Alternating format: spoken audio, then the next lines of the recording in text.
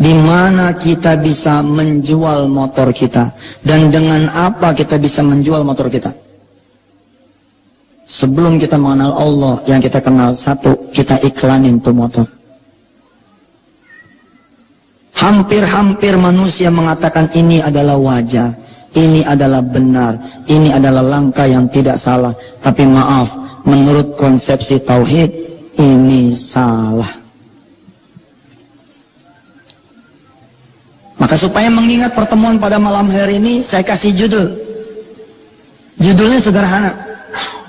Allah dulu, Allah lagi, Allah terus. Apa judulnya?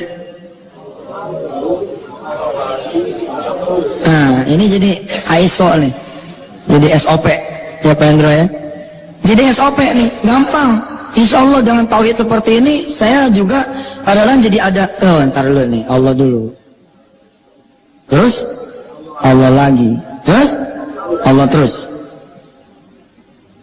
Ada lagi sih prinsip yang lain. Dikit-dikit Allah, dikit-dikit Allah, dikit-dikit Allah. Turunannya jadi benar. Dikit-dikit duha, dikit-dikit duha, dikit-dikit duha. Dikit-dikit sedekah, dikit-dikit sedekah, dikit-dikit sedekah. Dikit-dikit tahajud, dikit-dikit tahajud, dikit-dikit tahajud. Lalu ada yang protes sama saya, ente ibadah kok dibawa ke dunia terus. Daripada ente dikit-dikit utang, dikit-dikit utang, dikit-dikit utang. Kita benerin, sebentar-sebentar Allah, sebentar-sebentar Allah, sebentar-sebentar Allah. Nah, malam ini yang kita pelajari prinsip pertama, Allah dulu, Allah lagi, Allah terus. Gampang diingat ya. Nah, kalau tidak ada Allah dulu sebagai basic pemikiran, basic langkah, maka langkah berikutnya jadi salah. Dari mana kita bisa jual mobil, jual motor? Allah. Udah, maka langkahnya benar jadinya. Apa langkah? Karena Allah kita temuin Allah. Tapi karena otak kita jawabnya salah. Bagaimana caranya kamu jual motor? Ya kita ke showroom, Ustaz. Wah, maka langkah berikutnya ke showroom. Pengen tahu kalimat ini di dalam surah Maryam betapa benernya sehingga kita mengatakan shadaqallahul azim. Pengen tahu? Coba aja berdiri di showroom, diam aja nggak ngomong apa-apa. Maka inilah yang dikatakan lima ta'budu ma la yasma'u wa la yubsiru wa la yughni anka syai'a. Masih nggak mengerti? Masih nggak paham? Kalau kita nggak ngomong sama showroom, emang tuh showroom bisa tahu kita mau jual motor?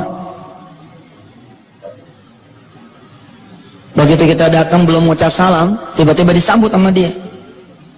Assalamualaikum, selamat datang. Mau jual motor tahun 2002, warna hitam, STNK tinggal 7 hari. Dijualnya mau 4 juta dan kamu bergeser dari 3,5. Mana lah Pak dia tahu? Malayas mau, dia nggak bisa mendengar. Hatta natakallam, sampai kita kemudian ngomong. Assalamualaikum Pak. Waalaikumsalam. Pak, saya mau jual motor. Tahun berapa ya? Tahun 2002. Bawa motornya, bawa di depan. Coba yuk lihat. Wah, jelek amat nih motor. Iyalah Pak, motor kalau bagus mah 2010. Berapa dijual? 4 juta. Boy, 4 juta mah harga jual Pak, harga beli mah kagak segitu. Bandel sih. Udah dibilang ya wala yughni anka syai'a. Kenapa ngasih kepada yang tidak mampu memberi kalian? Itu kita. Udah tahu nggak bisa memberi yang kita minta, tetap datang. Padahal Allah siapa Pak? Allah yang sudah memberikan dia motor selama 2 tahun. Kenapa nggak datang kepada yang sudah memberi? Kenapa jadi datang kepada yang nggak ada urusan? Wala yughni anka syai'a. Lebih lagi kalau saudara cerita sama tetangga, cuma begini dong. Oh, kenapa cerita sama tetangga? Kenapa sih nggak cerita sama Allah yang sudah memberikan kamu duit? Lalu duit itu kemudian hilang, cerita aja sama Allah. Aduh maaf nih Allah, saya nggak bisa jaga amanah engkau. Kau kasih saya duit tapi hilang, kau kasih saya mobil. Jadi berapa duit nih Pak? Ya 2,5 lah. Ya 2,5. Anak saya kan pengen kuliah Pak. Ya itu kan anak situ, bukan anak saya. Ya bandel lagi sih, udah dibilang Wala yughni anka syai'a, kenapa datang sama yang pasti nggak mau ngerti tentang keadaan kamu, nggak mau dia ngerti. Yang dia mau ngerti tentang keadaan dirinya, dan dia tidak mau membantu kecuali dia punya keuntungan. Sedangkan hanya Allah yang mau membantu tanpa mengambil keuntungan. Dahsyat, Pak. Terus bagaimana kalau ketemu kondisi seperti ini? Pakai prinsip kita malam hari ini. Apa prinsipnya? Allah dulu, terus Allah lagi, Allah terus. Cakep.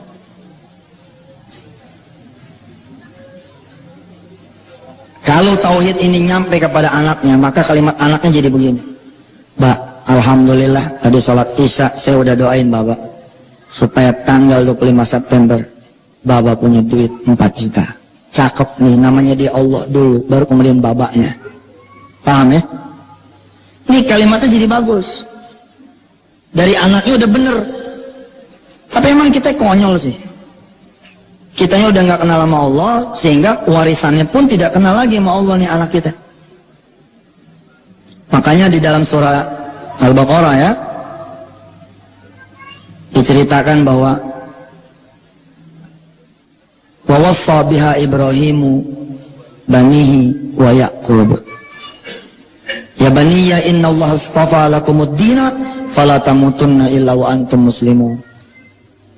Yang Nabi Allah Ibrahim dan Yakub wariskan, wasiatkan kepada anak turunannya bukan harta Pak, tapi Allah. Am kuntum syuhada id hadara Yaqub al-maut qala li banihi ma ta'buduna min ba'di. Qalu na'budu ilahaka wa ilaha abaika Ibrahim wa Ismail wa Ishaq ilaha wahida wa nahnu lahu muslimun. Tilka ummatun qad khalat laha ma kasabat wa lakum ma kasabtum wa la tus'aluna amma kanu ya'malun. Shadaqallahul azim. Apakah engkau saksikan di saat-saat Yakub alaihissalatu wassalam sakratul maut, dia panggil anak-anaknya, kemudian dia bertanya kepada anak-anaknya, apa yang akan engkau sembah sepeninggal diriku? Lalu mereka menjawab, kami akan menyembah Tuhannya engkau dan Tuhannya bapak-bapakmu ya ayahku, Tuhannya Ibrahim, Ismail dan Ishak. Selesai. Kalau kita enggak Pak, kitanya enggak kenal sama Allah, tidak mewariskan juga kenal sama Allah. Nggak ada gitu loh upaya mengenalkan anak kita kepada Allah, nggak ada. Mbak, besok bayaran, siap, ambil di dompet. Bener nggak nih?